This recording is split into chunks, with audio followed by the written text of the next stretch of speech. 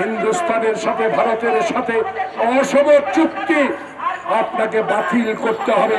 এই অসম চুক্তি যদি কার্যকর করেন বাংলাদেশের মানুষ আপনাদেরকে ক্ষমা করবে না। তাই ওবায়দুল কাদের সাহেব আসুন, এখনো পদত্যাগ করুন।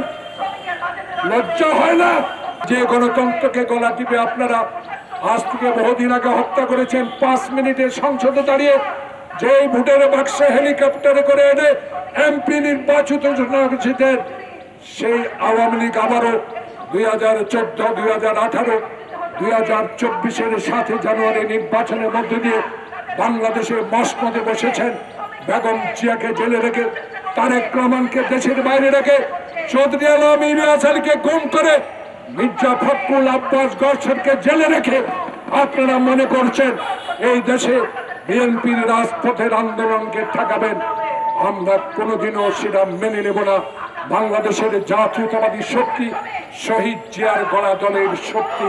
যে শহীদ জিয়া বাংলাদেশে যুদ্ধ ঘোষণা করে নিজে যুদ্ধ করেছেন, বুকে হাত দিয়ে আওয়ামী লীগ বলেন, ওবায়দুল কাদের সাহেব বলেন, কয়জন মুক্তিযুদ্ধ আছেন এখন?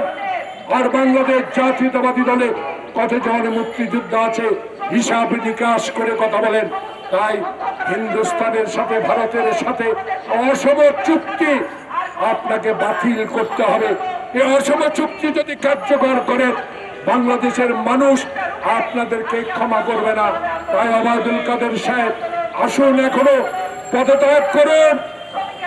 লজ্জা হয় না? 6000 mAh battery, one and only Power Master, Next G N73. Rail লাইনের ভিতর যুবতীকে দর্শন করা হয়, এখনো রেল মন্ত্রী পদত্যাগ করেন নাই। লজ্জা হয় না কথা বলতে আপনাদের? আপনারা সব জায়গায় ব্যর্থ। 400 টাকার কাঁচামরিচ খাওয়াবেন, দ্রব্যমূল্যের ঊর্ধ্বগতি ঘোড়ার লাগামহীন চলছে। আজকে আপনারা সেই দিকে নজরে না দিয়ে কিভাবে সমঝোতা চুক্তি করে ক্ষমতায় টিকে থাকবেন সেই দিকে আপনাদের আজকে নজর। তাই আজকে প্রজন্ম বাংলাদেশের পক্ষ থেকে দাবি জানাবো, পদত্যাগ করুন। সময় এখনো আছে, নির্বাচন দিন, তত্ত্বাবধায়ক সরকার কায়েম করুন। বাংলাদেশে আমার ভোট আমি দিব, মৃত ব্যক্তির ভোট নয়, দিনের ভোট দিনে করব। আমার ভোটাধিকার দিয়ে আমি জনগণের নেতা নির্বাচিত করব। সেই নেতাই সংসদ চালাবে, সেই সংসদেই প্রয়োজনে বোধে ভারতের সাথে চুক্তি করবে।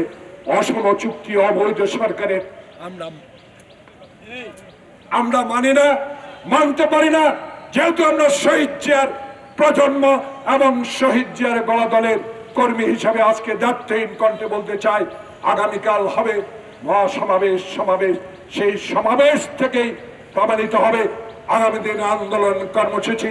আমি যুগ্ম মহাসচিবকে অনুরোধ জানাবো, এমন কর্মসূচি দেন যেই কর্মসূচির মাধ্যমে ভারতীয় এই অগ্রাসনের বিরুদ্ধে জনগণ যেভাবে আপনাদেরকে সমর্থন করে যাচ্ছে, বাংলাদেশের ইতিহাসে 7 জানুয়ারি এই অবৈধ উপজেলা নির্বাচনে জনগণ যেভাবে বিএনপিকে সমর্থন করেছে, এইভাবে সমর্থিত কর্মসূচি দিন। প্রজন্ম বাংলাদেশ আপনাদের সাথে আছে, আমরাও আছি। আল্লাহ আপনাদের সহায় করুন। সবাইকে ধন্যবাদ। আসসালামু আলাইকুম।